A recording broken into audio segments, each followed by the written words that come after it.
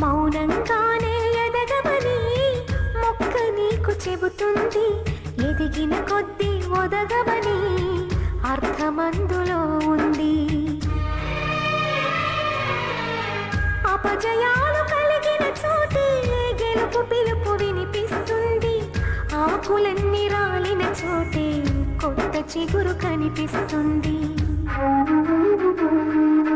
మౌనంగానే ఎదగమని మొక్క నీకు చెబుతుంది. ఎదిగిన కొద్దీ ఒదగమని అర్థమందులో ఉంది. అపజయాలు కలిగిన చోటే గెలుపు పిలుపు వినిపిస్తుంది. ఆకులన్నీ రాలిన చోటే కొత్త చిగురు కనిపిస్తుంది.